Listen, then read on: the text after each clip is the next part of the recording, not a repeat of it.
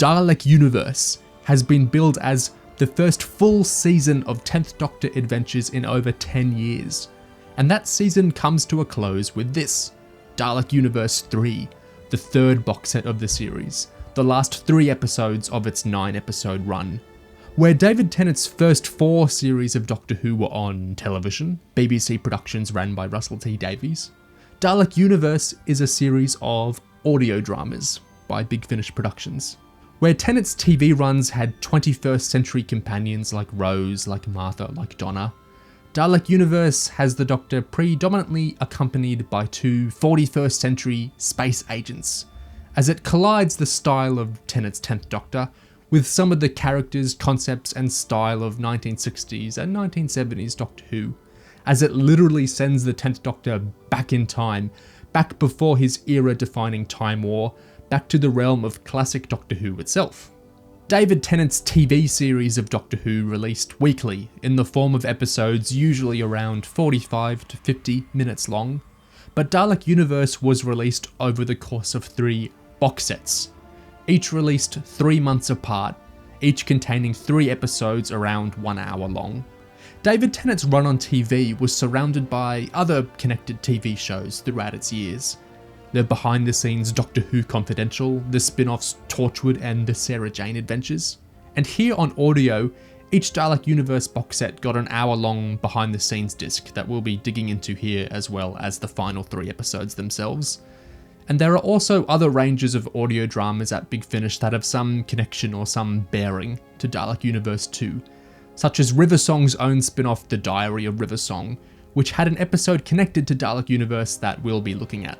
As with our first 2 videos on Dalek Universe covering the first 2 box sets, we will start off with a non-spoiler discussion about our broader feelings on this 3rd box set, before a clear spoiler warning as we move into specific discussions of these final 3 episodes, as well as taking a look at the Riversong spin-off story featuring some characters and connections to Dalek Universe.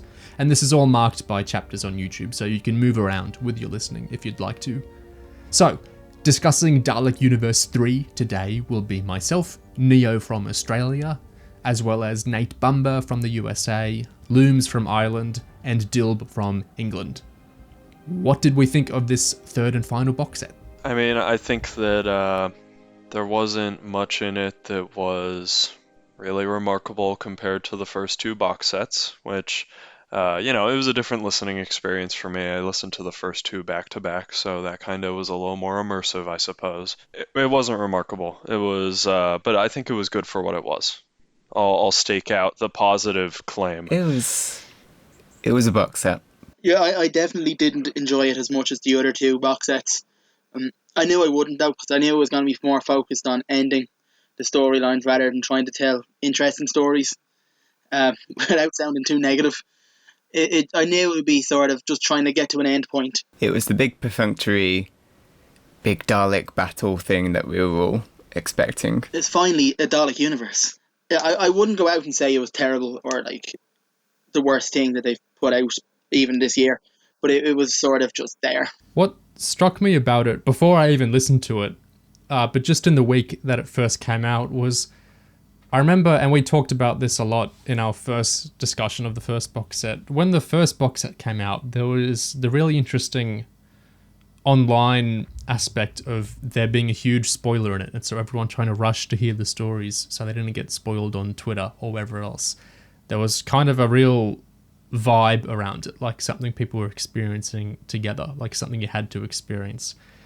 And then with the second box set, one of the stories was getting praised heaps, so that was kind of the talking point when the second one came out, is wow, one of these stories is really, really good.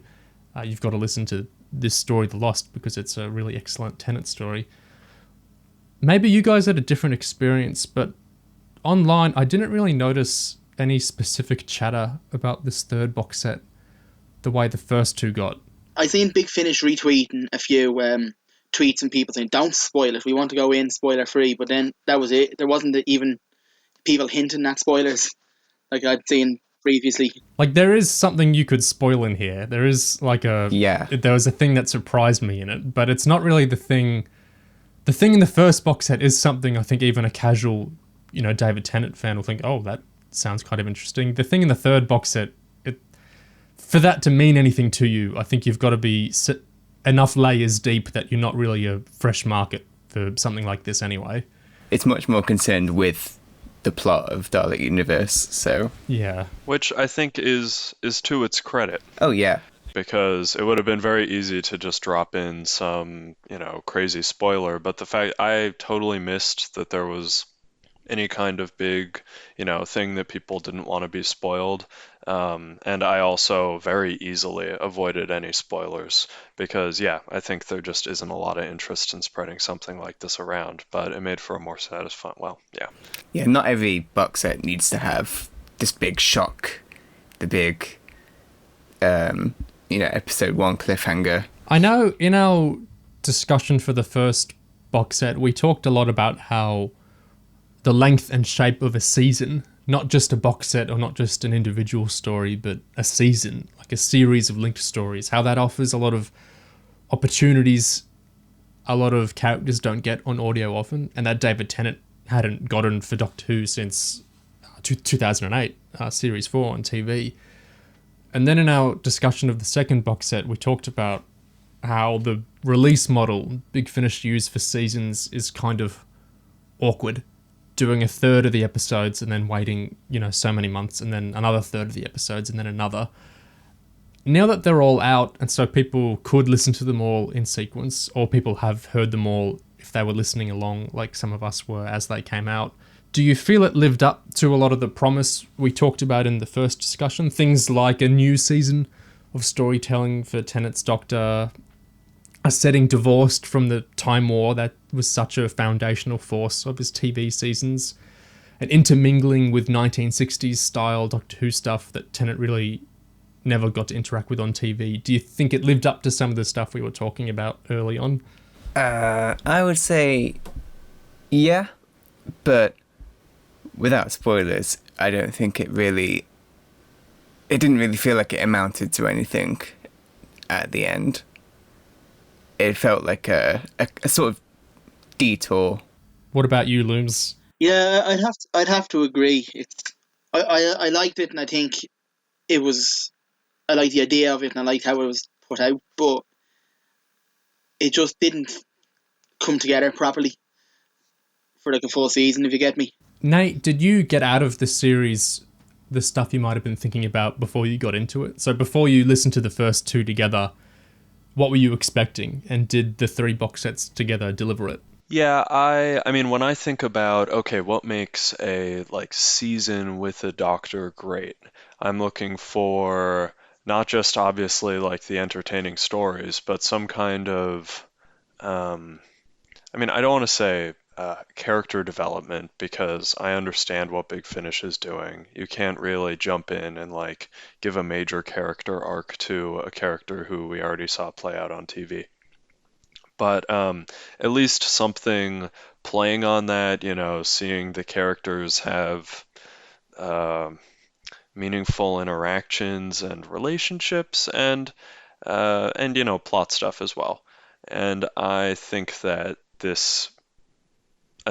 Universe showed a lot of promise after the second box set in particular, because I really liked that last episode as we talked about. But I kind of feel like it went out with a fizzle rather than a bang. The story was big. It's hard to talk about without doing spoilers, but Yeah, I'd say the first two box sets really felt like it could be a proper season, and then without getting into spoilers, the third box set just felt more like a regular Big Finish box set. exactly. It felt to me like the first two box sets were a kind of new season for David Tennant, and then this felt like a box set celebrating an anniversary of Destiny of the Daleks or something, celebrating the Novellans for some reason. That's really how it felt to me. I think on the point that Nate brought up about how it's difficult in Big Finish's position to do character development in a way because they're kind of locked in. A character is here and then a character is there. I think that's definitely difficult, but I think prequels are very popular, or prequels are made a lot, and they're made for a reason because people go and see prequels. There's something that appeals to people in a big way, and there are definitely prequels, some of which Big Finish have done. And I do think something like this is a prequel because, you know, Doctor Who on the TV is eons past this era of the Doctor's life. This is before End of Time. It's after other Tennant stuff we got. Therefore, it is a kind of prequel because it's being set before these moments. I think it's difficult to do character development in prequels because you kind of have to reverse engineer it out. You have to really study what is a character like here, what is a character like there, is there an actual difference there? Can we retcon in a difference there and play around with that? And I think there can be a lot of artistry in doing that. Yeah, I know, it can be done. Yeah, like Looms and I, we love Better Call Saul, which, you know, its bread and butter is reverse engineering out oodles of character development that wasn't really suggested in the parent show for Saul. And Big Finish have done this well before, you know, with some other characters. I just recently listened to the Torchwood audio Broken, and I'm not going to spoil that because I don't think it should be spoiled, but that's a great example of putting in a story where there previously wasn't. Yeah. Something I like with prequels is I like kind of getting surprised by what a character development could be. Like, I might not have noticed a difference in a character between two stories, and maybe the writers of those stories at the time didn't either, but I kind of like the skill to retcon in, well, if you think about it, maybe there was a difference here. Like, it's sometimes we joke about the Christmas invasion, the no second chances thing, how the Doctor's in his pajamas and so the 10th Doctor's in his pajamas most of the Christmas invasion, and he has that big no second chances moment in his pajamas, that moment with the Sycorax. It's a big, brutal character set-out moment, the type of big moments you do in a Doctor's first story to set out how they're different, how they're new. And then in the next episode in New Earth, it's at least the view of some people that he gives Cassandra a second chance pretty immediately. So some of us have joked about the idea of Big Finish making a pajama 10th Doctor box set with the Christmas Invasion Doctor that retroactively adds in some kind of development where the Doctor mellows out his approach a little. It's a joke, basically, although I do think the prospect of a pajama Doctor box set would be fun and comfy. But it's an example of how you could kind of zero in on aspects of continuity or supposed lack of continuity between stories to develop some retroactive characterization justification, to tell a story in that in-between place that has a character develop and change rather than stay static, as doing stories set between episodes often lends to doing instead. And I think that's more exciting, to tell a story that way, to do some kind of development, even if it's really reverse engineered out. Because I think it can be fun to go and find spots where character development could feasibly be retroactively inserted in and then play around doing that. I think it's more playful and fun than just keeping a character static between two stories, or having them develop but then having their memory erased, or time be rewound, or the little bubble dimension to collapse, or whatever other sci-fi trick can be done to do an interesting story where someone develops but then undo it to keep the character neat in lore and continuity where they're meant to be at that time. I think that can be a really creative exercise. It's something that fascinates me about prequel storytelling, like these series, like Dalek Universe, this kind of thing that Big Finish do. It's difficult, it can be done, but I think it being difficult just should up the ante for the writers to, have fun trying to work out something to do. I didn't get a great sense of that from this. At the start, I thought there would be. From the first box set and the trailers and everything, I was kind of getting that vibe, but I didn't feel any kind of creative repositioning of the Doctor in this box set. You've got a lot of room to play with in that period of Ten's life that you could have something happen. Just with the first two box sets, there were things to mine with the Doctor, like his relationship with Anya. It says a lot about him, like the weird grudge he holds against her, and he's kind of admitting to himself his own flaws, but he's also indulging in them. I think that's all interesting stuff, and it makes sense for him at this stage of his life. It's kind of, especially in the second box set, it was kind of probing his sourness and his selfishness in a way RTD would often give us little glimpses of, so we knew it was there, but it would never really get the focus hugely in the show. So I was enjoying that. Yeah, that's one of the reasons The Lost was so great, was looking at these pricklier aspects of the Doctor, yeah. Yeah, I mean, that's the benefit of the prequel, where you can sort of pick out these things from years ago and, hone in on them and make them a bigger focus, those flaws. He's not with a beloved companion here. He's not with a TV companion. So I think we're more open to exploring Ten being a dick here, because, you know, like, we like Anya, but there's more kind of leeway with an audio companion to do that. It feels like their relationship could have gone any way. Like, it was genuinely quite interesting. I mean, especially with the reveal at, well, not a reveal. I think, you know, without being spoilery, there are some hints where we can maybe deduce where in the Doctor's timeline specifically it's meant to take place, like in relation to other stories. And again, really hard to say, but it seems like there's a lot of room to do more interesting things with this particular gap. But yeah, well, whatever. It's because the specials year, to me, like the period between Journey's End and, well, wherever you really want to draw it, before the Waters of Mars or even after the Waters of Mars, this whole kind of era after Series 4, I think it's really rich because Ten's in a kind of new state there. And like the specials year, it was like we're checking in on him. We get Planet of the Dead, we get Waters of Mars. It's not like we're having these sequence stories. It's just we're kind of checking in now and again on 10. So it's this whole kind of space. Whereas with a lot of other Big Finish gaps, you know, as we call them, they feel kind of more crowbarred in. It's like, oh, well, between two episodes of a series, we don't see it lead directly into each other, so we can put a story in there. But the specials year is like a whole big space where this Doctor's in a new position.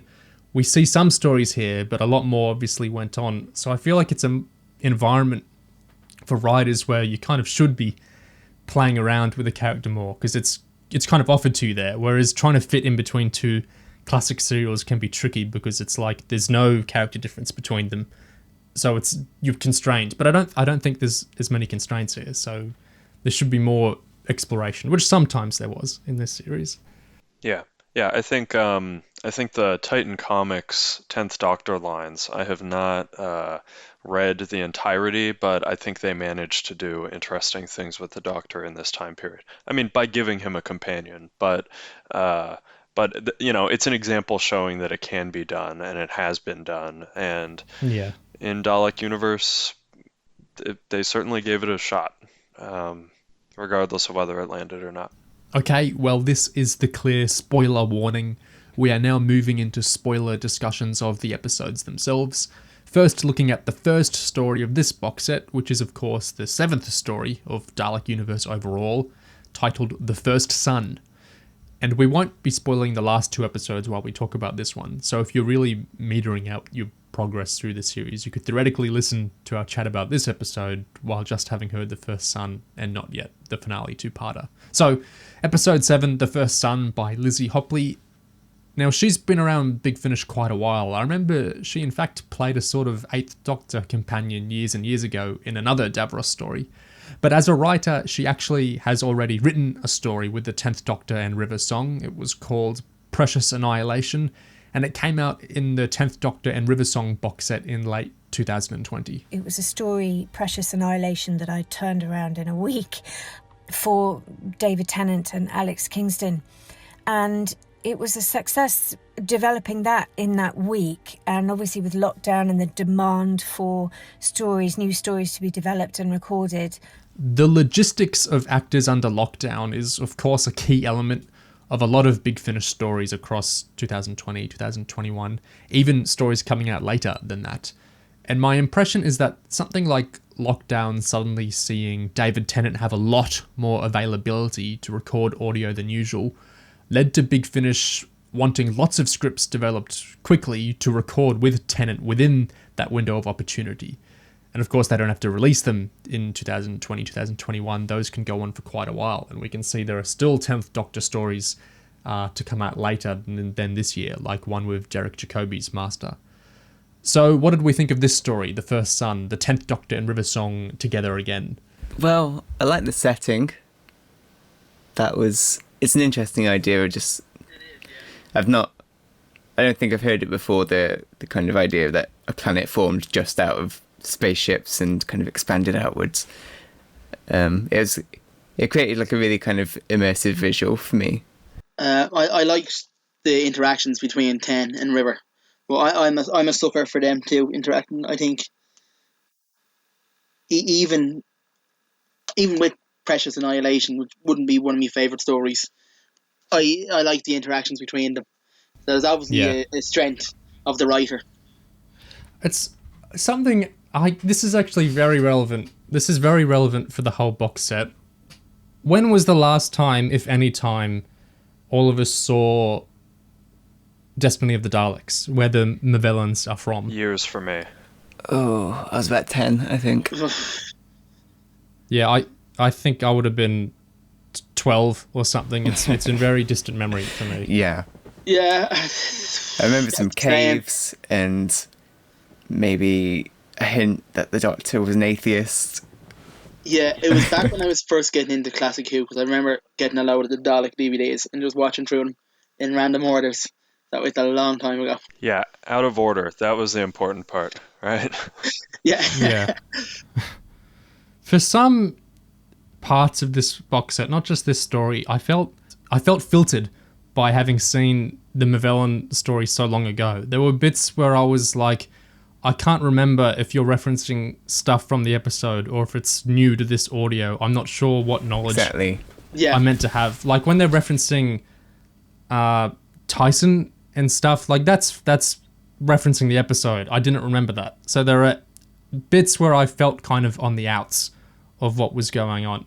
I think sometimes Big Finish are good with letting people in, whether they've seen the classic story or not. Like with the Dalek Protocol, for better or worse, I felt like that was giving us enough information about the serial it was riffing off to understand everything going on. I sometimes felt a bit on the outs of this box set when it came to Movellan stuff.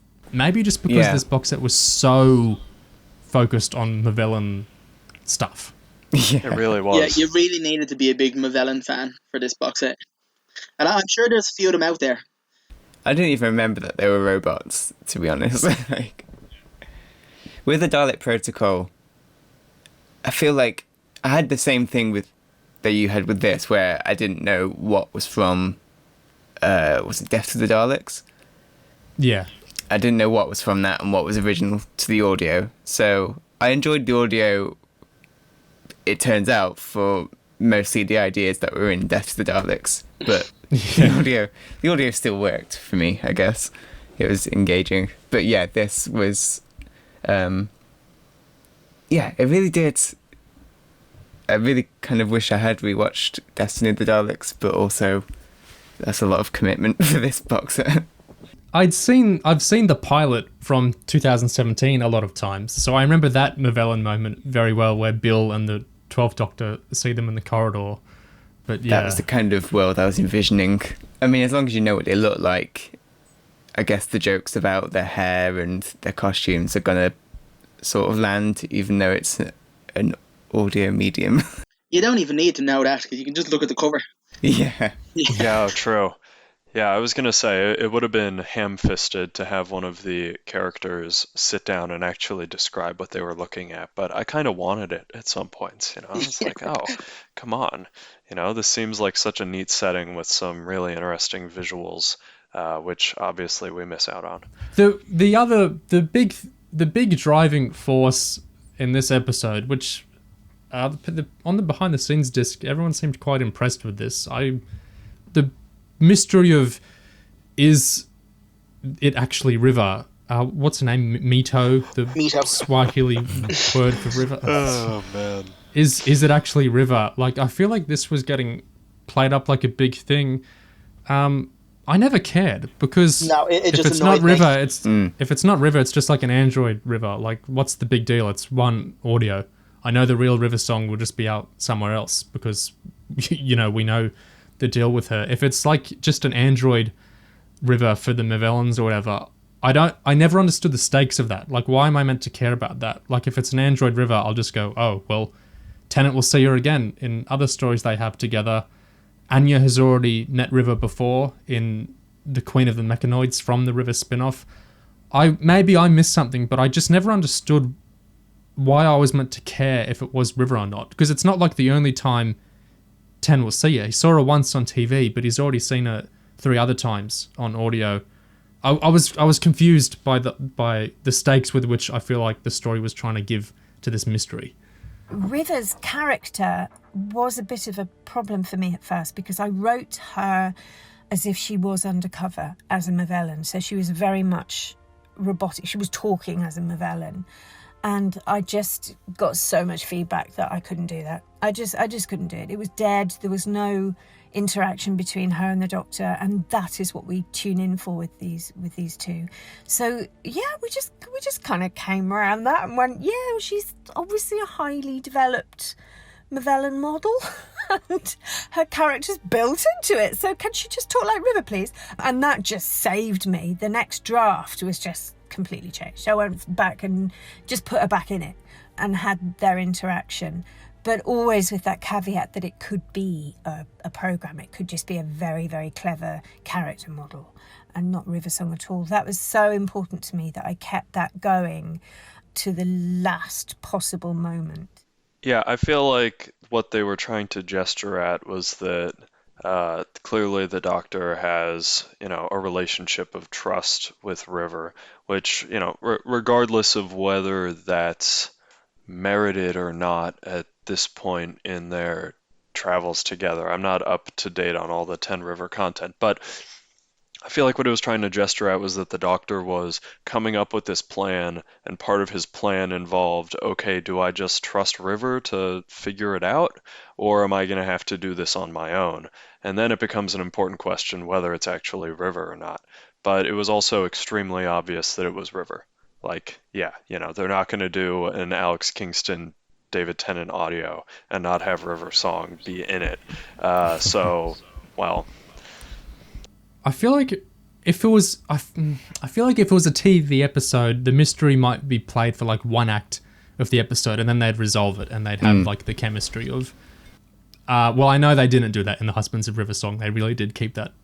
Well, that wasn't a mystery of whether, but there were, yeah. I'm going to drop that point. I feel like the audio extended the mystery too long. Like, I think it would have made sense for the first 20 minutes, or is it River? Or is it not? Oh, it is. And then we can have some fun chemistry or whatever. Or, oh, it isn't. Oh, is it like a bad River? We can do something with that. But it just kind of kept repeating this same beat of, oh, we don't know if it's River, do we? Again and again. And I felt like it was diminishing returns. Yeah. I felt like it didn't really justify its runtime. Like, there wasn't really much to it. It just, yeah, as you say, it kept getting repeated. And I don't know. Yeah, I didn't care. And also, I don't know, what do you think? Why do you think she was in this? Well,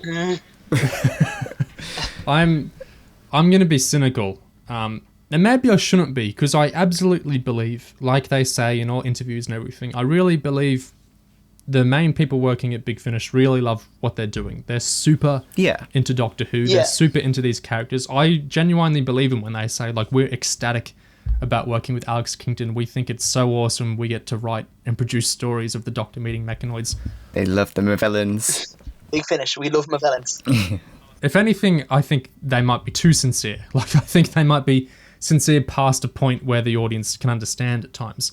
So I don't think they're being cynical exactly, at least not the main producers and writers. But it's just that they take it for granted that something from the past is inherently interesting. It's impossible for me, at least with my personality and my background, to not interpret Alex's presence in this as basically cover art bait. Yeah. We get Alex Kingston on the cover. People go, oh wow, it's David Tennant and Alex Kingston. Awesome. I might well pre-order that. I never really felt River was necessary in this story or this box set. I didn't really feel River did... I never really felt this story was doing much at all, to be honest. No. So it's... And I feel like this might be explained by reasons that aren't cynical marketing things. It might be that there was a very quick turnaround time for the script. It might be that the writer had certain strictures she had to abide by, and so there wasn't always room for doing creative stuff with River like she might otherwise have done. But as a consumer, the experience to me is like I see River on the covers which are so based around actor faces. That's a big marketable thing that, you know, other websites like Radio Times can then type up, Alex Kingston's with David Tennant again, blah, blah, blah. It gets word around the box set. More people pre-order the box set. People get the box set. They listen to it. And I just don't feel the story. Yeah, now the way I feel is it felt like they came up with the cliffhanger for the second box set. Yeah. And then tried to extrapolate a story from that. Because exactly. It didn't feel like that cliffhanger actually matters.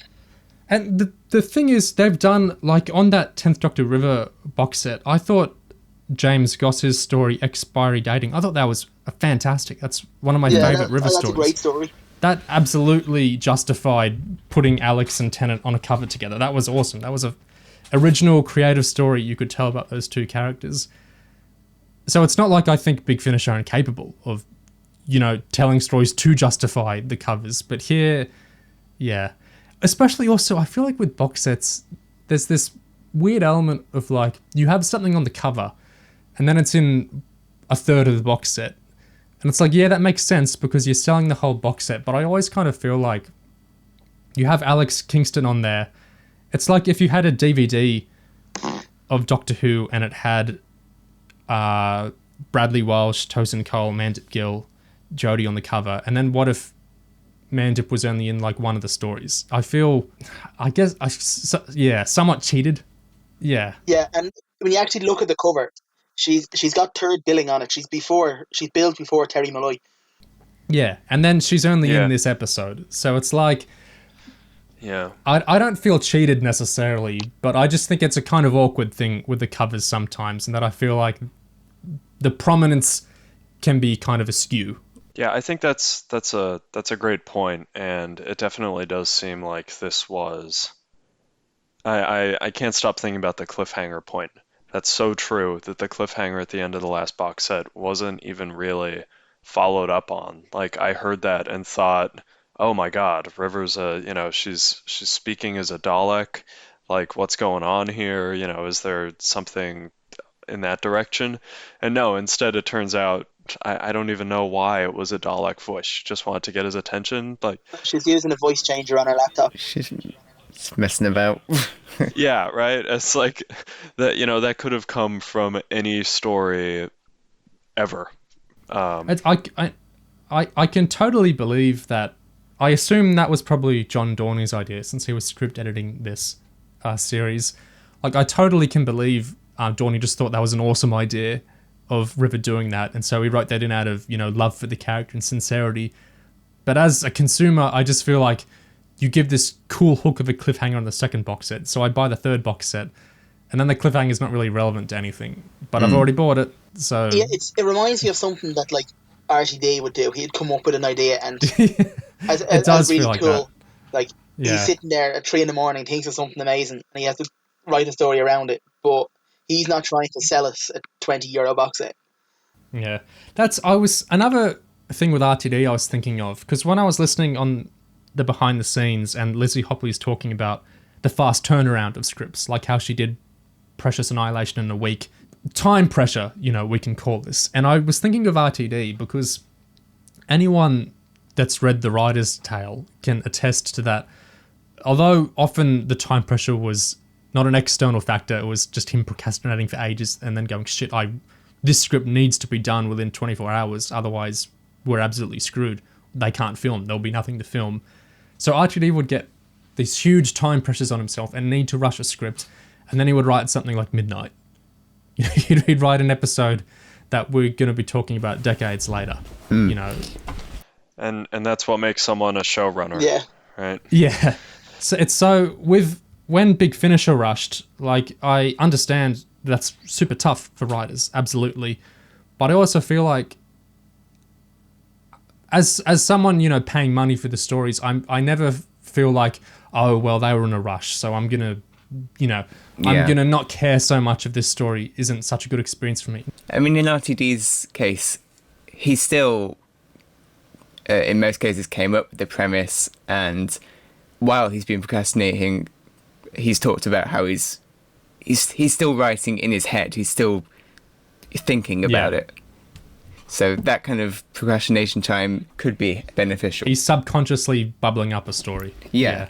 I think that's also why it's good that Dorney talked about how the writers would all communicate a lot with this series, and they'd have, like, you know, it's not like they were all kind of improvising Dalek Universe off the backs of each other. Like, Dorney would be talking to writers about the world, Terry Nation influence and stuff. So I think it's a good thing that at least the vibe of the series was firing around with people.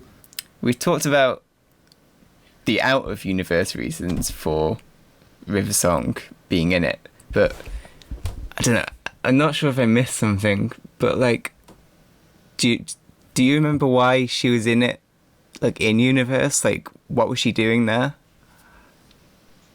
Kind of sounded like she stumbled across it by accident. She was like looking for something else and was like, oh crap, there's an egg hatching. Which I don't know why she'd be wanting to stop well, I guess because the Movalons are just evil, or Movellans, or however you say that. But well, it's very doctory to stumble across, you know, a problem with the Movellans, no less, and have to deal with it. But I think it's not just the plot thing of, like, why was River there, or it's also, like, why is this a story at all? Yeah. Like, with The Lost, like, Robert Valentine clearly had these big ideas in mind, and they really synced up with where Anya and Ten were in the series. So the whole thing, I'm, like, vibing along. I totally understand why these 60 minutes exist. I understand why this is being sold. I understand why this story happened. And even in the first box set, like the big two-parter, I understood what Dorney was doing there. I understood the kind of RTD pastiche elements. I understood the hook of doing that huge twist. Like, I understood why those 120 minutes existed. Sometimes you get stories and it's like I never really... And it could just be me not being a good listener and not gelling on to something cool the writer might be doing. But there are some stories where I feel like I never get a handle on why this is a thing at all. No, totally. It left me kind of confused and just, I don't know, it felt like a bit of a waste of time. Yeah, and I certainly don't mean any broader statements or anything with how we're discussing this episode. I really liked some other stuff Lizzie Hopley did. Her Torchwood audio years back I thought was really interesting, and I wish The Range did more stories like she did there. But yeah, just the experience of this story, it kind of... If we think of Dalek Universe as like a TV season, you know, as it's been marketed, TV seasons sometimes have those episodes you might forget as times go on, or the weeks that feel less interesting than other weeks. And it's one aspect of the TV experience I didn't necessarily want emulated here. Yeah. Yeah. And, what did we think of just like on a purely mechanical level, the actors and the voices in this? I can't get enough of Tennant shouting "River." Yeah. So that was my highlight of the acting. Yeah, he's been fantastic in these. Yeah, you can tell he's having a lot of fun with it. Probably the best he's been in the audios. Yeah. And yeah, the writers, they've all got a great handle on him with his jokes and the running... I like the running gag with the ing words and how he kept coming back to that. Yeah, I had to listen to that a few times. I was like, what's he saying? I had to ask other people too because I couldn't work out what was being said. I kept my shame to myself. I think Alex is really comfortable on audio. It's why she's done 8 volumes of her spin-off now. Yeah, I really like her on audio as well. Because I think on TV she was always... I think she clicked in with Moff's fairy tale style for Matt's era better than any other actors in that era. I think she really got this kind of melodramatic... Everybody knows just the whole way she talked, I think really synced up so well. She always talks like she knows something you don't know. Yeah, she's really good at this kind of overwrought vamping. It's kind of overacting a little bit in a very like doctory way, which I think suits audio really well because on audio you naturally have to kind of overact a little bit because you don't have your face there. You have to kind of emphasis everything a little more energetically and everything. So I think she's super comfortable on audio, and yeah, I feel like she's always very at home in what she's doing in audios. What did we think of the K-Man guy? The Kamen Rider? he was good. I had a really hard time visualizing him as Yeah. being as young as they described him, like the few times Yeah. that they described what he looked like.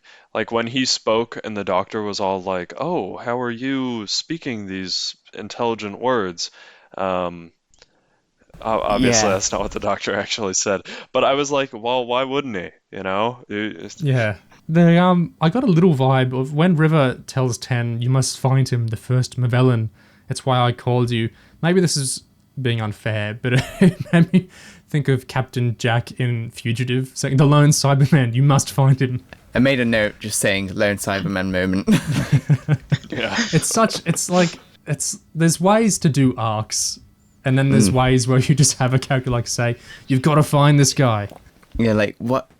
It just never like rings true. Like, why be so vague? I mean, I guess it makes more sense for River to be vague than.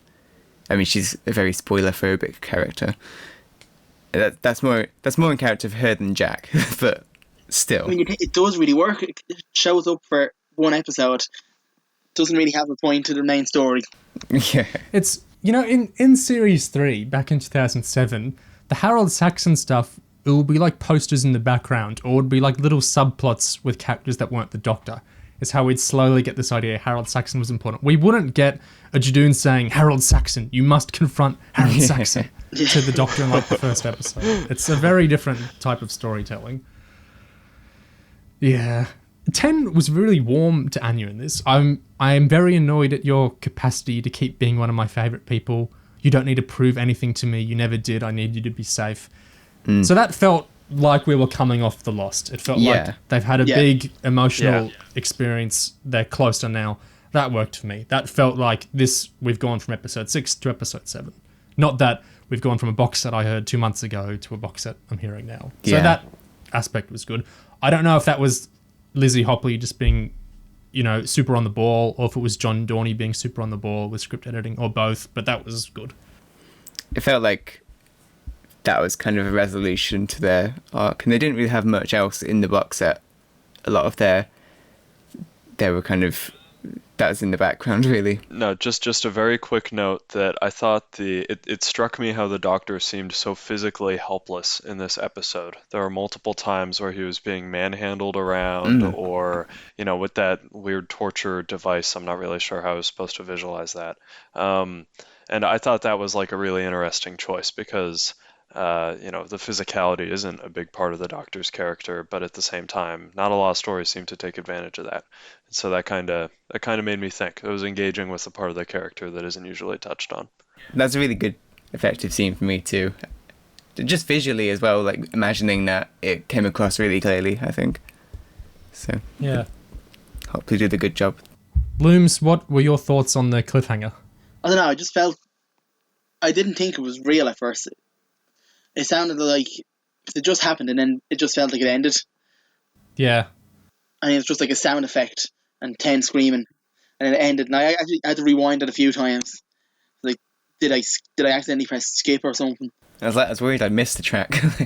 Yeah, that's what I thought. I was like, oh, I've missed chapter or whatever. And I was like, no, I didn't. I genuinely thought I pressed something on my headphones and it skipped 30 seconds ahead or something. Yeah. The thing I think about this a lot, more than I should really. With audios like this, I always wonder, like, does the person, if you're writing for a box set, like, does Lizzie Hopley writing this, is she thinking, like, do they approach it like an episode of like TV where it's kind of an insular thing, or do they very much approach it as, well, someone's bought the box set, they have 3 stories together, it's very likely they're going to listen to the next one perhaps right away after, or the day after. It's not like a week-to-week TV thing. They've got 3 stories together. I'm always really curious about whether any writers kind of factor that in to the ending. So if you're doing the first or second episode of a box set, are you at all informed, whether it's you or your script editor, by the fact that it's likely people might be immediately playing the next one after? It's like I also wonder, like, with movies, it's like, where there are movies where something might be a huge aspect of the marketing, and I always wonder, like, the writer insulated from marketing decisions, were they writing, like, a movie like Thor Ragnarok, was this written with the expectation that the Hulk would be a surprise to the audience, or was it all kind of planned out with how these things are planned that the Hulk would always be advertised? Yeah, are they writing trailer beats into the script? Yeah. So I get really curious with writers about, is there like an ideal audience member experiencing the story they're writing for? Is there like someone, or are they writing for like, no one's just going to listen to the first Son and then not touch the next episode for a month. Therefore, confusing endings or whatever are more kind of cool or more kind of acceptable in this context. I wonder about this kind of thing a lot, the structure decisions, because I think it's really interesting. And it's really like with Netflix series and then the binging model. Can they justify a lackluster ending because they're going to watch 3 more episodes? Yeah. It's like if you're writing the middle episode of a box set, I wonder, like, when a writer gets that assignment, do they react differently to if they're getting the first episode of a box set? Does it inform, what bits of the story like if you're getting the first story, do you focus heaps on the beginning more? Where if you're getting the second story, you might think my time's better spent, on the ending or something. Who knows? Writers probably all have very different processes, but it's something I think about a lot as a listener. That's probably just from having heard too many box sets to start obsessing about stuff like that. Yeah, that's pretty much my thoughts on this story summed up to Tennant and Kingston, always fun, but this felt underdeveloped enough, particularly in terms of River's role, that my mind is drawn a lot more to the promotional choice of having River on the cover than it is the story itself. And the choice to bring in Alex and then not really have her act as the River we know and love for the bulk of the story is maybe a bit questionable, especially when the story doesn't seem to be doing much with supposed mystery of her identity anyway. But David Tennant is very, very rigorous with script. I'd been told this before, and to get a note from him is just brilliant, I'm long in the tooth now anyway as a writer, not to get too precious about these things. But he actually uncovered a plot point, a step in my storytelling that was too buried, and it came out right before recording when he was obviously going through the script with a fine-tooth comb, and it was to do with a decision I'd made early on in the writing to keep River's true identity, whether she was undercover or actually a Mavellan, right till the very end, and I was trying to bury it, and of course what you sometimes forget as a writer is that the listener doesn't know as much as you do. The setting was fairly fun to visualise, and there was good character continuity carrying over from the last story. We'll get into this more with the finale two-parter, but I feel this story relied on a pre-existing listener's relationship with the Movellans that, A, people who haven't seen Destiny of the Daleks might not have at all, B, people who haven't seen it in a while might not remember, and C, people who have seen Destiny of the Daleks might not care about anyway. So I feel it staked its hand too much on the mere presence of the Movellans as like a story hook in and of itself. I was given a massive kickstart by John, who had this image in his head. We did a little FaceTime, and he said he just had an image of Riversong dressed as a Mavellan. And that was it. The thing wrote itself from there. All right, so before discussing the finale together, let's take a look at another Riversong story connected to Dalek Universe. I'm not going to talk spoilers for this story the way we will for the actual Dalek Universe 3 episodes. I'll speak more in generalities here. So, something we've done with each of our 3 videos on each Dalek Universe box set is look at an accompanying audio story with some relation to Dalek Universe. For the first box set, we looked at the Tom Baker story, The Dalek Protocol, which was marketed explicitly as a prequel to Dalek Universe. For the second box set, we looked at The Destroyers, an adaptation of a never-produced TV Dalek spin-off script from Terry Nation that featured Mark 7 and other elements relevant to Dalek Universe. And now we look at Queen of the Mechonoids, a Riversong story with Anya Kingdom and Mark 7 that wasn't marketed as a prequel to Dalek Universe as heavily as the Dalek Protocol was, but indeed functions that way. It's set before Dalek Universe and it's referenced in The First Son.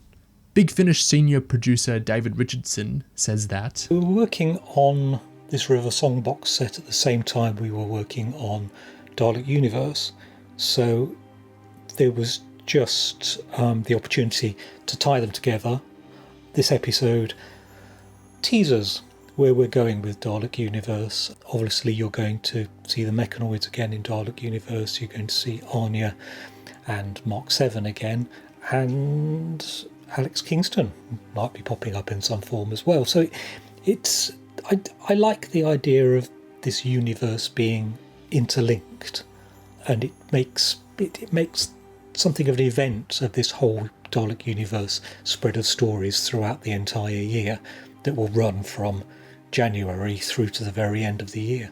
So January 2021 was this River story. April was the first box set and the Dalek Protocol. July was the second box set. October was the third box set.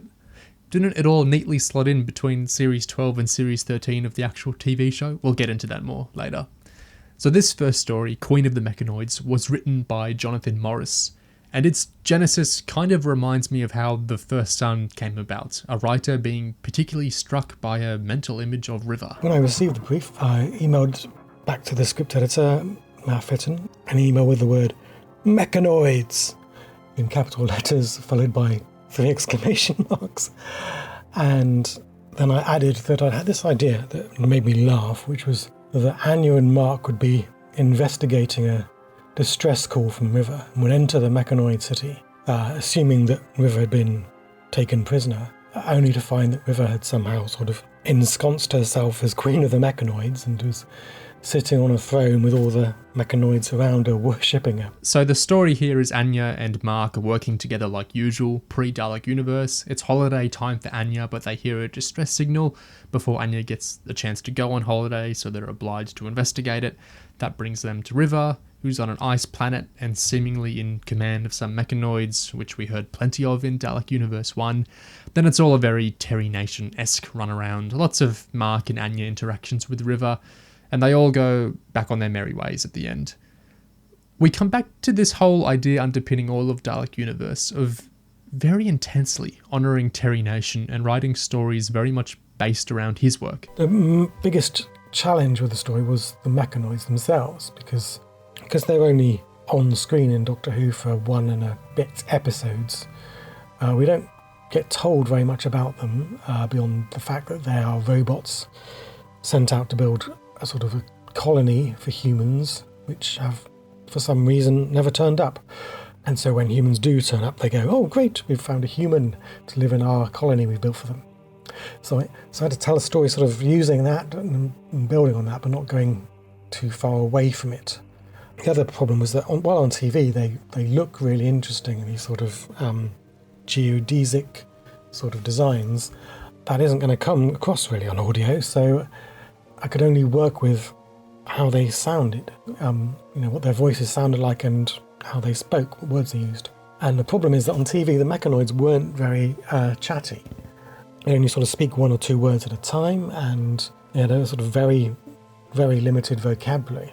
In fact, I worked out that during the course of 1 and a bit TV episodes, they only say 19 different words. Attack, defend, stop, follow, that sort of thing. And even then, half the time you can't actually make out what they're saying. So one of my main directions was that with the Mechonoids they should sound just like they did on TV, but a tiny bit clearer. Listening to that kind of thing, the question that jumps out to me is similar to some of the conversation we had about The First Son, and it's that it kind of escapes me, why do this at all? If the Mechonoids are so unwieldy and intuitive to get to work on audio, what's the hook for doing all these audio stories with them? Maybe I'm on the outside here and it makes sense to most listeners, or a lot more listeners, but the Terry Nation theming sometimes kind of confounds me when it comes to explanations like that. So I thought I should come up with an authentically Terry Nation-esque story. Not exactly pastiching his work, but just sort of approaching it with a mindset of what would Terry Nation do? What would Terry Nation do is something of a theme statement for Dalek Universe overall, I would say. I preferred this story over The First Son, chiefly because it let River be River. She's sneaky and resourceful, and she has fun in this story, where by nature of the whole mysterious identity conceit, The First Son kind of dampened those aspects we love about River. But despite being more entertained by this story, I felt that similar question of a general why about the story as a whole. As while I understand the notion of doing a Terry Nation pastiche, or whatever you want to call it, this kind of strong focus on Terry Nation influence, it doesn't really provide enough of a story hook to me personally. Perhaps I just don't have a strong enough relationship with Terry Nation's work. But I think back to John Dorney's opening two-parter in Dalek Universe 1, and to my mind and my ears, that succeeded both in doing all this Terry Nation adaptational stuff while having actual story and character hooks beyond that. It did both, and so it felt much more like a rounded story to me. And so for me, just the presence of the Movellans or the presence of the Mechonoids isn't enough to really keep my interest or raise it in the first place, and I didn't feel a great deal in these Two River stories beyond the presence of those returning Nation characters and creatures. I don't think wanting to write a story in the style of another writer or with the characters or creatures of another writer is a story or a story hook in and of itself, and I don't think the plot and villain of this Queen of the Mechonoids story ever really transcended that. As with any story we discuss here, I'd love to hear anyone else's experience in the comments, whether they were similar or different to mine. But now, moving on to the finale two-parter of Dalek Universe as a whole, let's get into discussing Matt Vitton's The Dalek Defence and The Triumph of Davros. What did we think, particularly of The Dalek Defence first? I thought it was pretty good.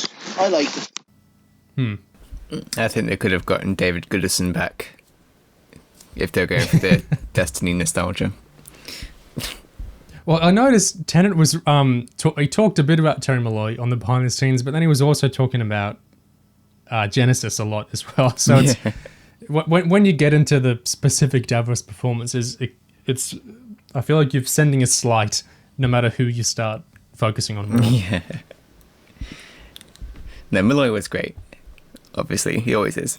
Okay, and I really love the dynamic between him and the Doctor. I was thinking, okay, the Doctor saw Davros. I mean, not recently, but in terms of TV eras, recently, and obviously it wasn't great. So I was really curious to see how they handled that, but they really made it a point that this was a different time, a different version of Davros. I mean, at a certain point, he refers to Davros as his friend, mistakenly, but the they had kind a good of dynamic. it's not buddy cop dynamic, but they definitely seem partnered up a lot. Yeah, And it's like Davros is like, I'm hiring this man as my sidekick, like as my fellow scientist. It's a kind of a cordial relationship. Yeah, exactly. Yeah, I thought that was neat to see. They didn't do the obvious thing with it, and I got a kick out of it.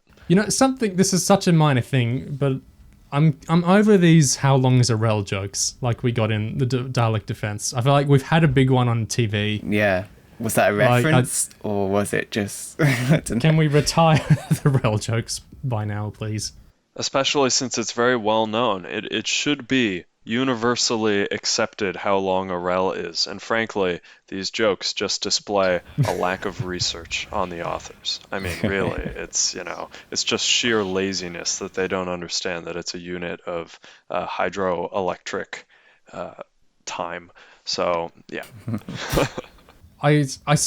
Another line I kind of liked was about 20 minutes into the Dalek Defence, Tennant starts bragging about all the super edgy donut steel Daleks he's dealt with before, and he's so dismissive of these garden Daleks he's having to confront in this story. I thought that was very 10th Doctor and funny, and a fun way to reference his TV run, especially as the cover of the Dalek Defence is a visual reference to that iconic moment at the end of Army of Ghosts, I think it is, when the Daleks come out of the sphere, the void sphere. Yeah. Yeah, I saw months ago the cover artist on Twitter was talking about that. I thought that was cool. I love when they do little visual links. Yeah. But it's like the exact same shot staging, the angle, and having three Daleks like that. I thought that was cool. Wow. Yeah. There was a line where Ten says, one sniff of a command structure and you have to follow orders, when he's very annoyed at Anya going along with the authority figures there. they were a little pricklier in this two-parter, I think, than they were in the last story, which kind of confused me at times. There was something in... there was a line in the very last episode too where they were more antagonistic than I thought they'd be, because after the Lost, they were getting along well in the First Son. No, it wasn't antagonistic. It's Anya does a sulky little do you miss me as much as you would miss Anne Kelso? She does an hour into the Triumph of Davros.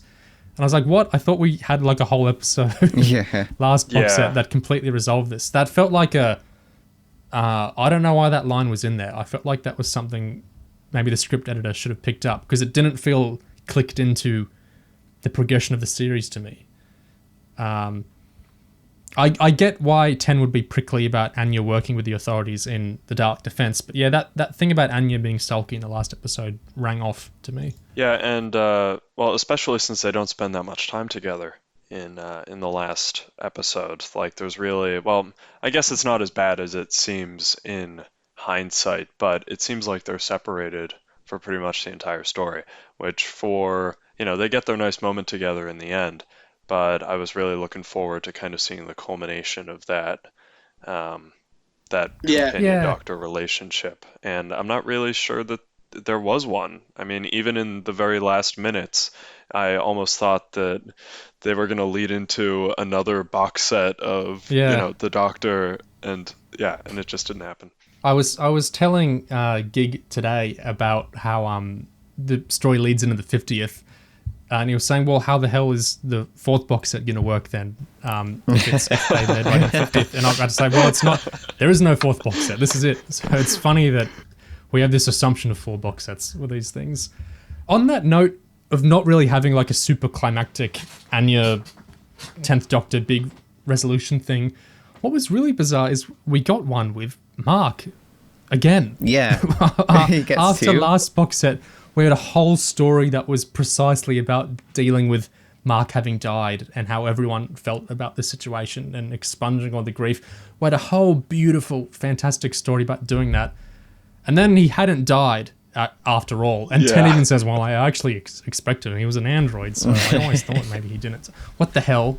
That felt like erasure for how the Lost worked for me, for how Ten was in the Lost and how we approached it as audience. I felt hoodwinked in a negative way there. And then 57 minutes into the Triumph of Davros, we have this whole huge 10th Doctor and Mark, super emotional, the music's blaring, conversation thing, where it's like this huge companion resolving thing, like we were talking about might have been interesting with Anya.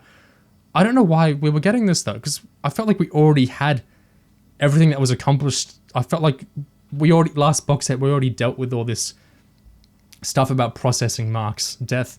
And then Mark dies again, kind of. He like mentally dies in this one, and we do it like again.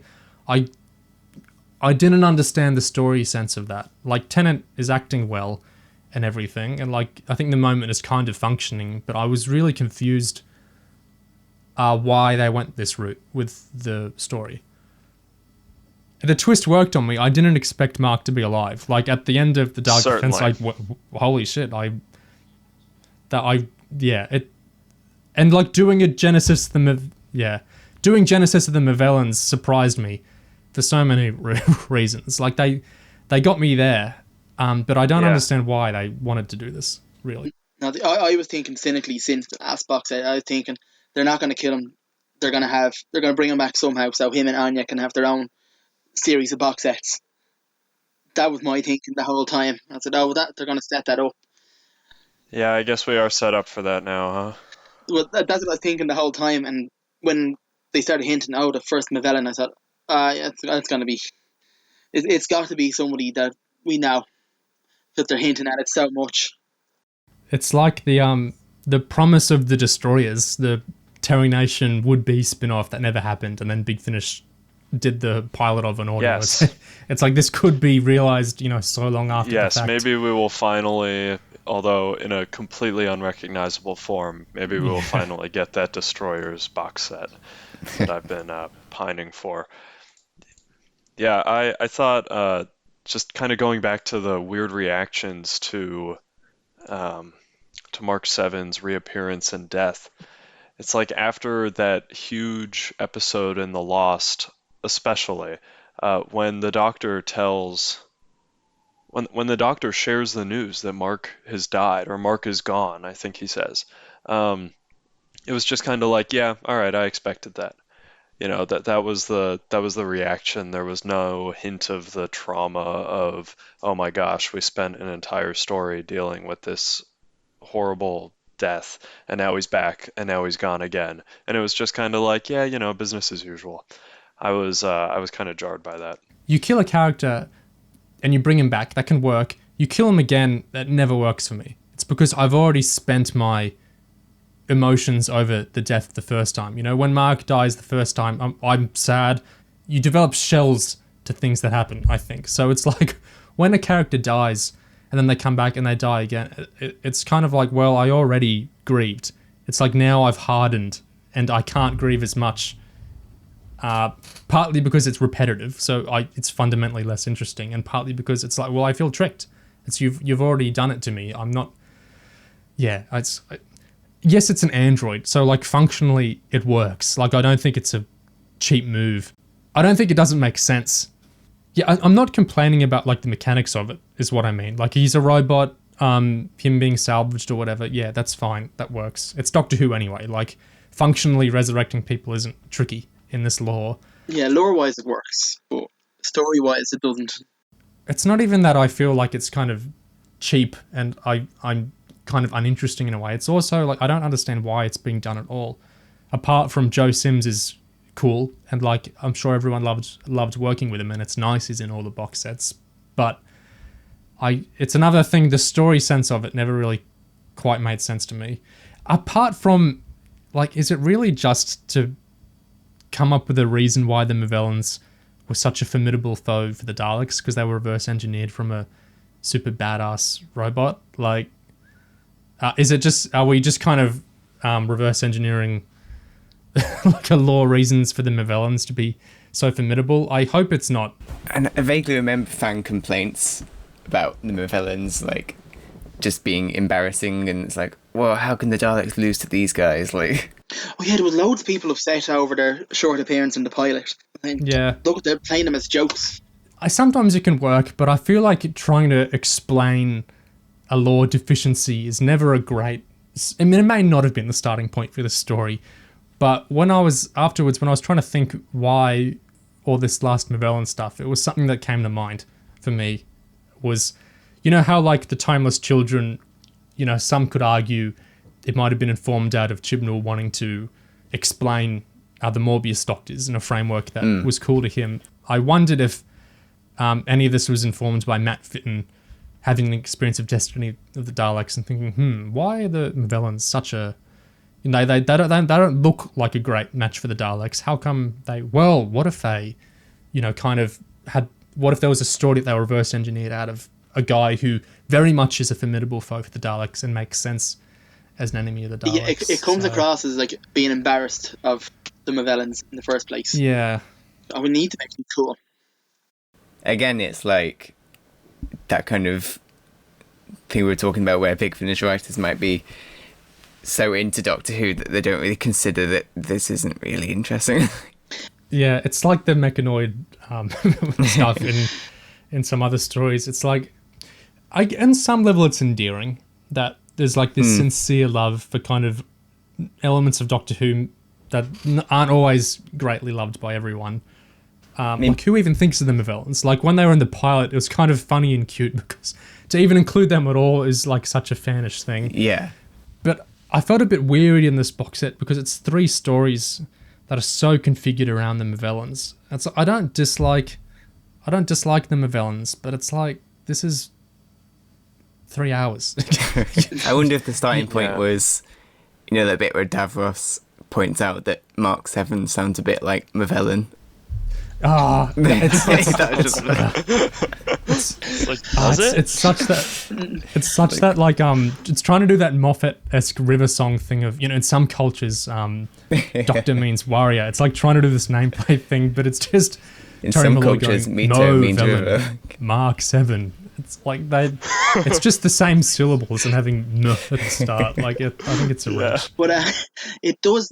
Mark's return does answer the question we had from before the first box set with the trailer. Everything ends eventually, but sometimes, just sometimes, it comes back. And now we know that it is Mark 7. I'm glad to have gotten that resolved finally. It was funny how the trailer was incorporated in at the end too. Yeah. And the trailer for the third box set was Davros doing a riff off that as well. Dawny must have been very happy with that. Yeah. With that thing he wrote. The Justin Timberlake reference was fun. Yeah. Yeah. I like, it's that kind of thing, that joke the Doctor always makes about knowing a celebrity and being somehow instrumental in like a big historical decision. I think it's funny to apply that to like a contemporary pop star like Justin Timberlake. And it fits in with like the 10th Doctor and his pop culture range. It's sort of like 2000s. Yeah. I can't see Eccleston even knowing who NSYNC are, but I can see Tennant caring. Yeah, Totally. Just you wait for Volume 3. You know, in Twice Upon a Time, where Mark Gatiss' character and the 12th Doctor in the TARDIS together, and the Doctor says World War One, and Gatiss swings around, and it's kind of this pathos moment where it says World War One, because like the implication that there's two is, you know, horrifying for a man at that time and everything. There were a couple instances here where someone like the Daleks goes, "Time war?"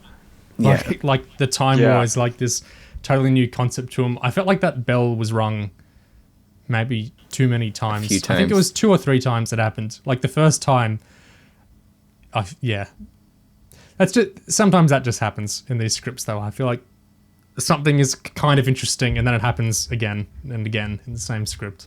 It's the obvious thing to do if you're having the 10th Doctor meet an older version of Davros. Like, playing on that big difference in experiences and the Doctor knowing Davros' future. But yeah, I know what you mean.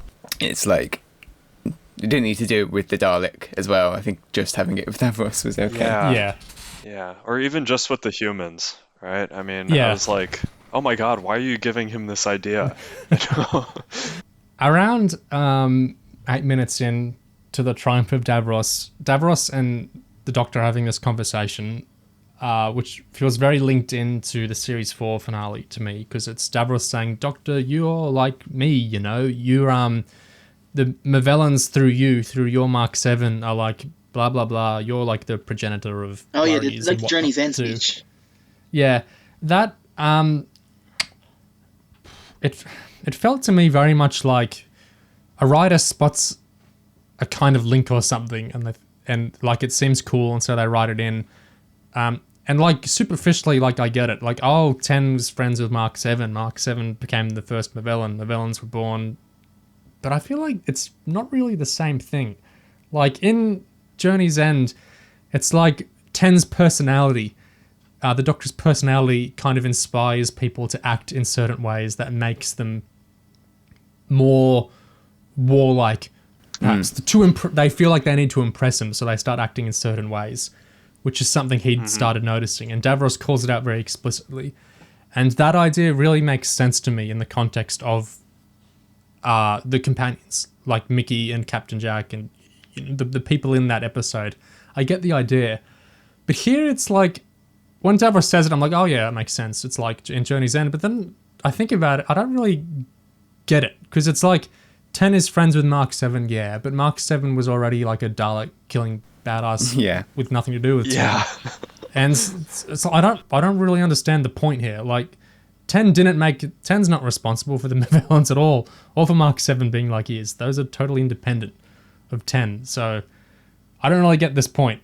Like, yeah, I'm not sure what maybe Davros just really loves this idea of the Doctor being hypocritical and making worries, and so he just got lucky once in Journey's End that it actually applied. Yeah. He's like, I've been waiting for this to actually work, but I'm gonna say it again. Yeah, as you know, I was very excited by the Mark 7 Movellin reveal, because I like Mark 7 as a character, and for all the weird reasons, it was like, oh heck yeah, I've always liked this character a lot. And it's cool to see him like given a bigger feature in the lore, I guess. Basically, I'm Yeah. the kind of fan that Big Finish wrote it for, and I thought that then going, yeah, and it's because of the Doctor. I was like, well, hold on. Mark 7 is a cool character. He's like an action hero. He was supposed to be the protagonist of a series in and of himself. If he makes them a villains, that's like a big thing for him to do. And then to turn around and go, oh yeah, and it's because of the Doctor. I was like, oh come on, they're just, well, whatever. That's just me wishing that that this was a Destroyer series rather than a Doctor Who tie-in. But it was just, if they do intend to make another series, as it seems to be that they're hinting, with all the unresolved things in the very last few minutes, I feel like they're going to have to move away from that pretty quickly, Yeah. and we will see how wrong Davros is.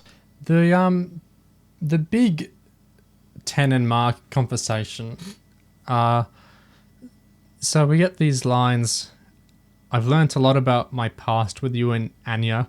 I'm inside my own history. I'm living it, creating it.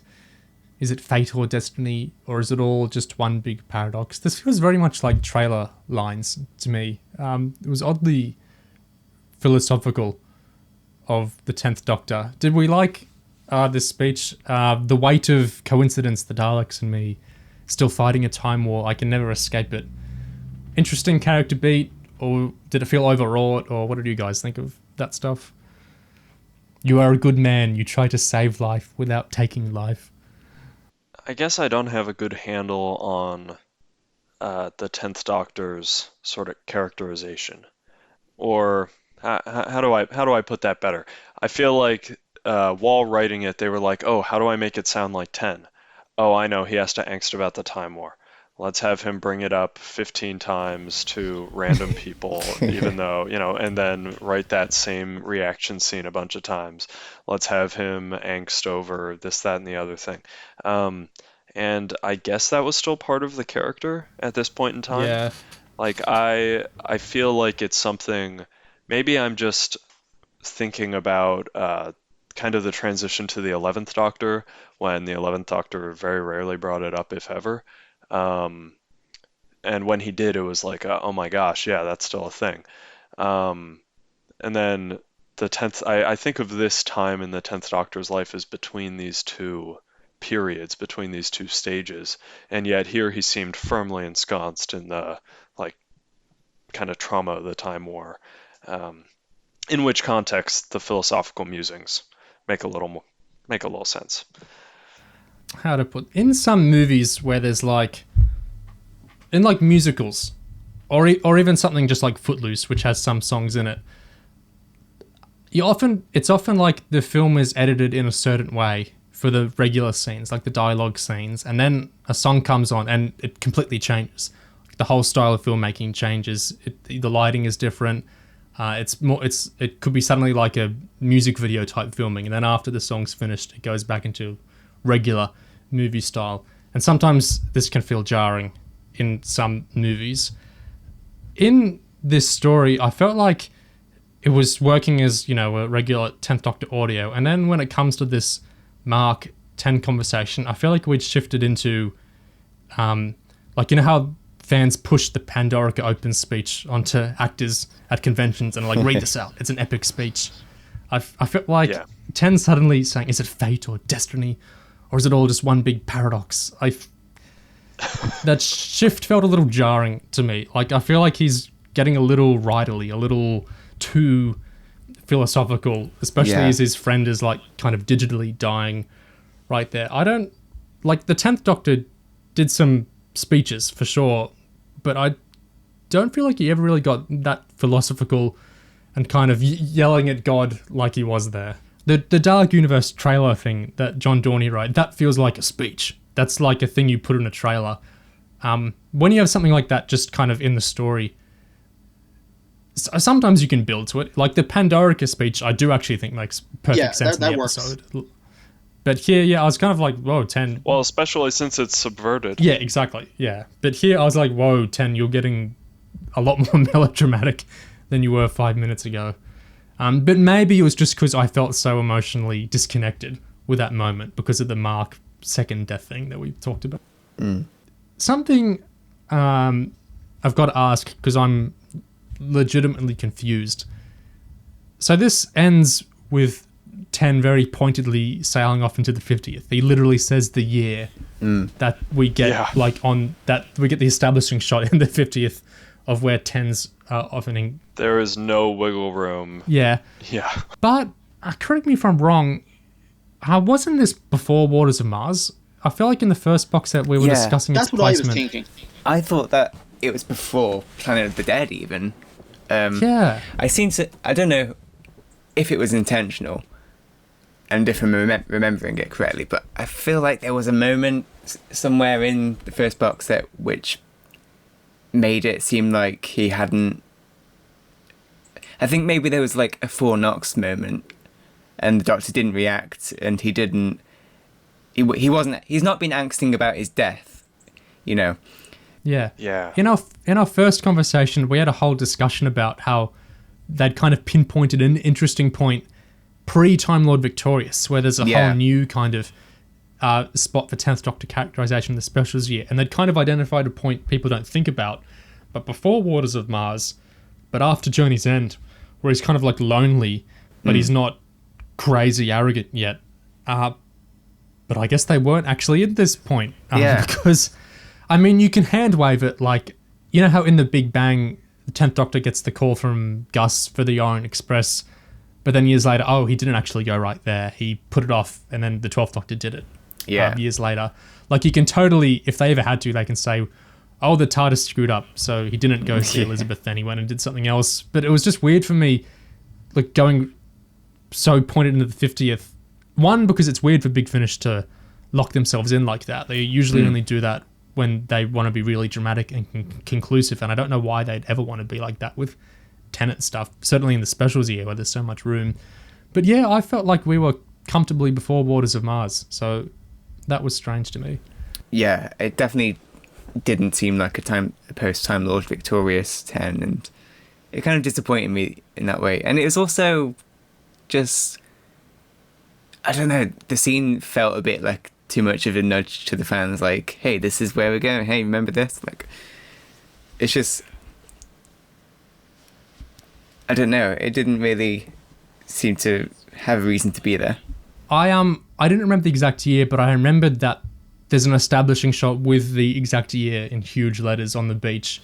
And so when he says a super specific year, I'm like, I only remembered it because I remember seeing memes about the type font they used for that establishing shot.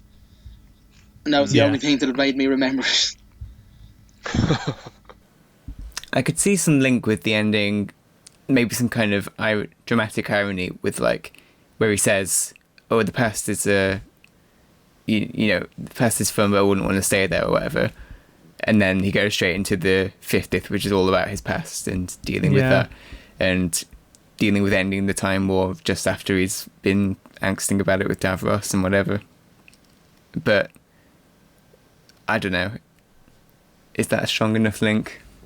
I don't think it was worth seeming to situate themselves very firmly. Yeah. When they've got the specials here such a huge ground. And when I don't really feel like there's a huge story reason to... Like, if it's just for a bit of continuity fun, that's fine. But I don't... These 9 episodes have been doing all sorts of stuff.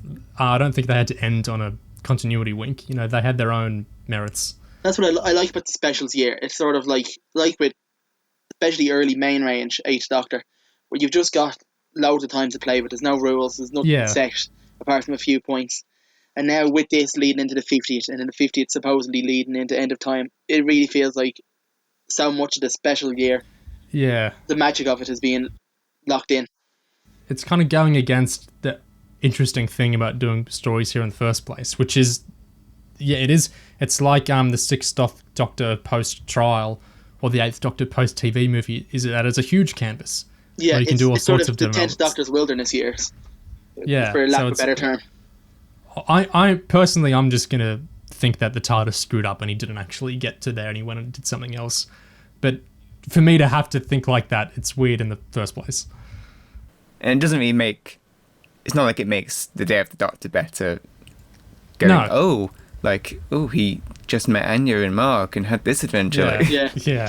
Yeah. Sometimes Big Finish are good at ending things leading into an episode that do actually make you go, oh, that's cool, to kind of reshape it in that way. But yeah, like Liam said, Torchwood are really good at that kind of thing. Yeah, the Torchwoods are good at that, yeah. Regarding the placement with the Waters of Mars, he does leave the line about how he wants to leave the timeline less broken than he found it.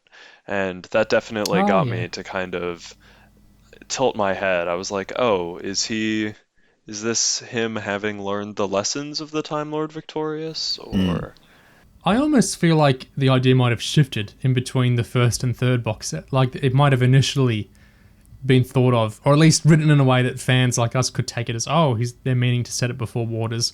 And then maybe all along they weren't. Or maybe they just kind of changed their mind over time. Because, yeah, I see how you could interpret it that way. Remember when Time Lord Victorious was going on, and then we found out about this new Dalek Universe thing? We were kind of thinking, like, back then, like, oh, well, if it's like a sequel kind of thing, what if this is next year's Time Lord Victorious kind of thing? Yeah. So that's what I thought, yeah. Back then I was looking at it like a sequel. I don't think Time Lord Victorious is technically over, because it'll never be over. I don't think the worlds apart. The game hasn't released yet, so that's... Yeah, that's the very last thing. Yeah. The vinyls haven't come out yet. Oh yeah, the vinyls. Yeah, so it's really trickling out. Dalek Universe has kind of lapped it and finished within. Yeah, it's still going. And I just the very last thing I wrote down to remember to say was that I liked that, coming off the last episode, coming off the last story, I was definitely thinking, okay, it took so long for them to figure out that it's River.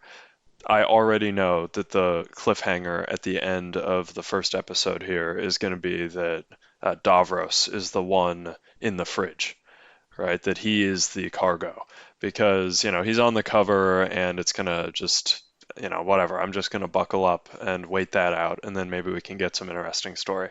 So I really appreciate that the Doctor figured it out pretty immediately after coming on board the ship. I liked how the Doctor figured it out before he woke up as well. He was like, there wasn't like a big dramatic "Hello, Doctor" reveal. Like, it was just like, oh, Davros is in that. Oh, now there's like a tension where it's like he's gonna wake up and the Doctor knows it, but he's kind of trying to prevent it from happening. Another interesting thing was that Tennant, on the behind the scenes, started musing over the Movellans' appearance. I mean, they were very sort of sexy, weren't they? And sort of silver, and quite unlikely for an android race to go to such aesthetic lengths.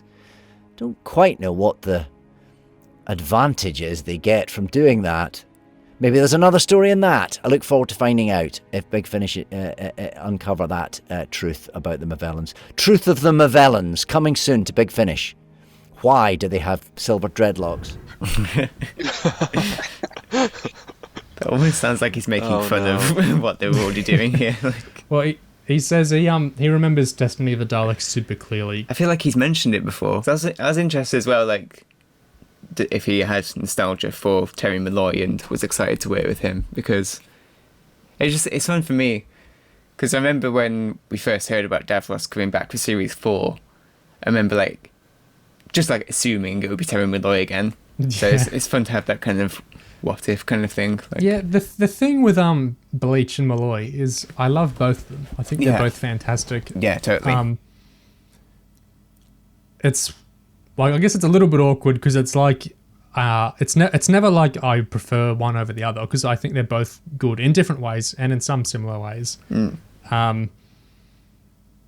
Maybe slightly awkward that they both exist at the same time, because it's like you can only use one of them unless you're going to do the two Davroses, which might happen one day. Who knows? It's like is it kind of like an in-universe canon kind of thing that Davros looks different and sounds different? Is it I like that it's got the Time War as a dividing line between the two actors. Yeah, but we discussed this in the second box set a bit. I think it's quite fun in that way. Does Mark 7 Mavellan have dreadlocks? That's what I was wondering as well. It's never stated one way or the other. Yeah, I wish we could see that. Yeah. Well, just wait for the cover of whatever. The Destroyers. What do you think they'll call it if they continue? Because he kind of ended on a cliffhanger. What do you think they'll continue? What do you think the next series will be called? If they are actually angling for a new series with Mark and Anya, and it's not just something we're thinking of, I think they'll want to avoid SSS in the title. I don't think that would play great, that sort of thing. I'm thinking Mavellan Universe. Yeah. What do you think of that? Using Universe again is a good idea. Yeah, to link it in. I don't know how many copies Mavellan Universe will sell. but yeah, the name makes sense. My final thoughts on the finale would be that there are some great actors in it, but I think any inherent novelty to colliding the 10th Doctor with Terry Nation stuff, that wore off for me sometime within the first 3 hours of this season, back in April. I don't mean that I haven't enjoyed any of the episodes since then, not at all, but I mean that the presence of Terry Nation stuff in a 10th Doctor story stopped being a hook or a novelty in and of itself for me pretty early on, since there's been so much of that. So the stories in this season have worked for me when I felt there were some compelling ideas or character chemistry beyond that sort of thing, or things that sometimes I don't feel enough of a hook or story sense in, to the extent that I start thinking of the promotional side instead. The sudden heightened speeches that make for good trailers, the kind of thing you can put on the cover art, the presence of the Mavellans, the presence of River, the presence of whoever else. In the press release for the third box set, David Richardson says, "There are Daleks and Davros and Movellans and River Song in the mix, loads of action, and yet, as with all great Doctor Who, it's about people, about emotions, and two friends who have travelled through the Dalek universe together, now facing the endgame." I certainly felt the Lost from the last box set was about people, was about emotions, actually probing interestingly into characters, but I personally didn't really get any of that from this finale beyond what I felt was that bizarre relapse into reduxing some character beats with Mark 7, rather than progressing the Doctor and Anya relationship further forward to a great extent. Similarly, while there's always some electricity to any Doctor and Davros interacting, I also felt their interaction reduxed some past beats that I found sort of nonsensical. I'm meaning the concept of the Doctor shaping his companions as it was applied to Mark 7 here, rather than shining some new light on the Doctor and Davros and their relationship. While I think the idea of an audio season is a noble and ambitious one, it's a cool idea, even when it's to my mind handicapped by a release schedule that undercuts how TV series usually actually operate, either releasing all at once or week to week, and with that release schedule undercutting the ability of episodes to function freely as either standalone and less scrutinised than they might be in just a collection of 3, or more serialised as you might get week to week, instead sitting in this kind of odd half-measure state that I don't think does the stories any favours. I still think audio seasons are a good and interesting idea for Big Finish to explore, and I love the idea of doing one with David Tennant, because it's very much a new thing for Big Finish to do with him. It's a new avenue. It's something different to the box sets they've done with David Tennant already. So some of my disappointment with this series, with the season, is linked in with the fact that while doing an audio season with Tennant is a new move in itself, that season itself is sort of perhaps even overwhelmingly consumed with repeating the old. Not just in the big macro sense of stories revolving around the presence of characters and creatures from Terry Nation, but also these sort of little relapse instances in the actual story beats that I mentioned with Mark and Anya and the Davros interaction. These more specific beats repeated across stories for reasons that sometimes elude me. The season started with a 2-parter with what seemed to be a shocking twist, which got people talking. It really did feel like an event. And it's ended with a 2-parter that feels to me kind of more like a tribute to the Movellans than a story about people, a story about emotions. And this stings for me because I think these characters really are worth focus. I think The Lost showcased that well. Anya is a new kind of companion for the 10th Doctor, and Anya and the Doctor's relationship provides new avenues for this Doctor, this character, that we didn't get explored on TV so much. So I wish the series had played to what I felt were its strengths there, more at the end, rather than, to my mind anyway, retreating into the "what would Terry Nation do" style thinking.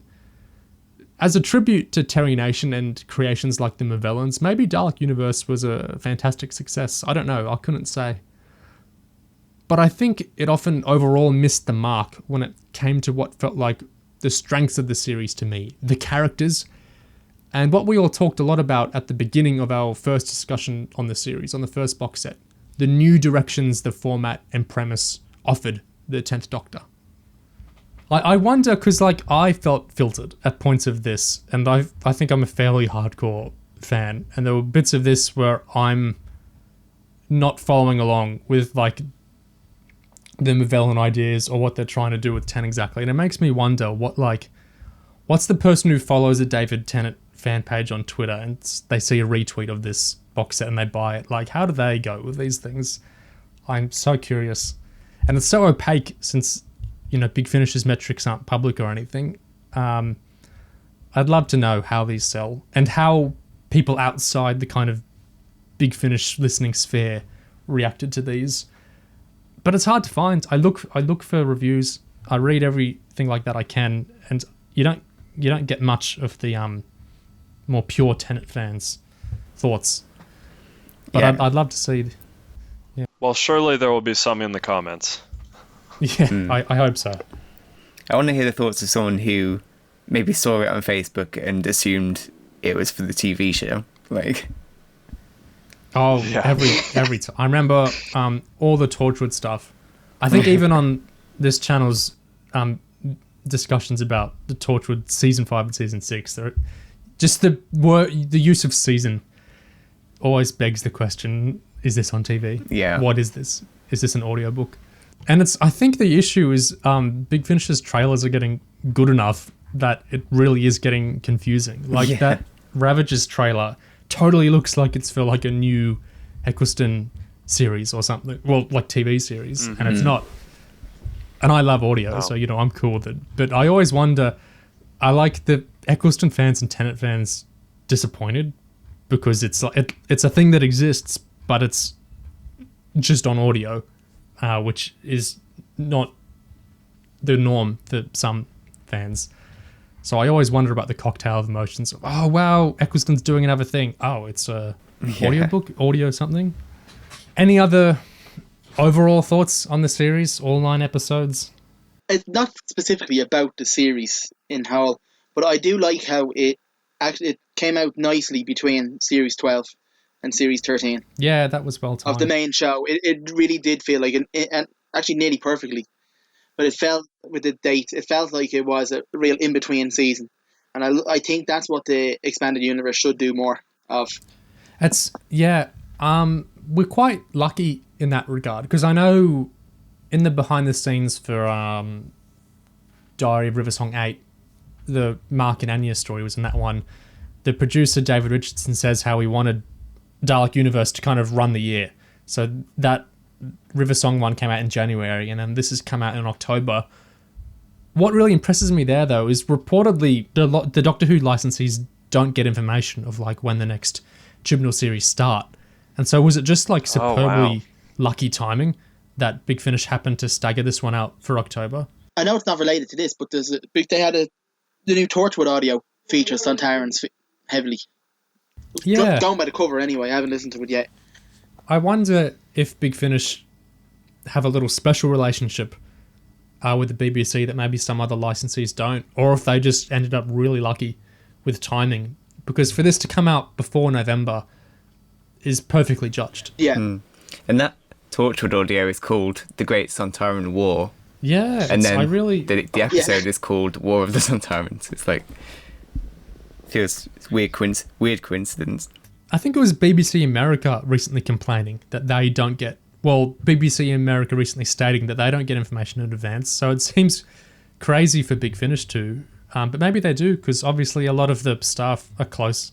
Yeah, one way or another, the way it slotted in between Series 12 and Series 13 Flux was really cool, especially since it's like a season in itself. So it's like we got a season of sorts in the off-season of the TV seasons. That's really cool, yeah.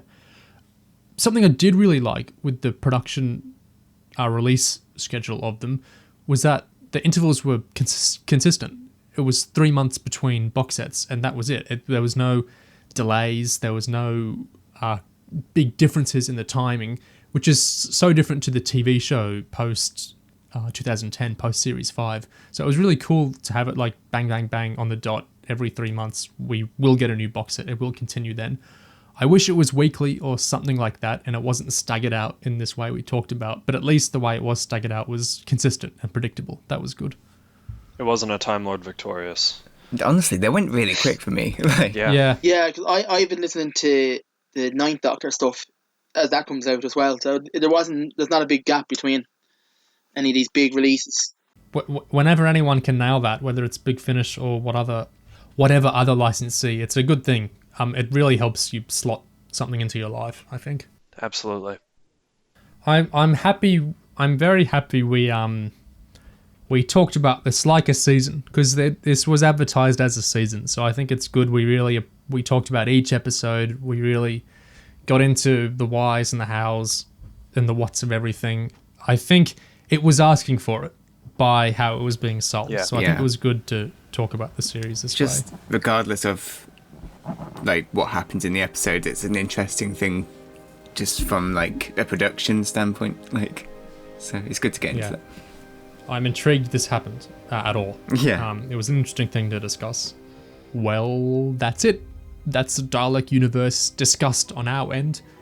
But we would be very keen to hear from any listening. We love reading the comments and appreciate those listening in. If there's ever anything else you'd be interested hearing covered on here, please do share. And yeah, thank you for listening.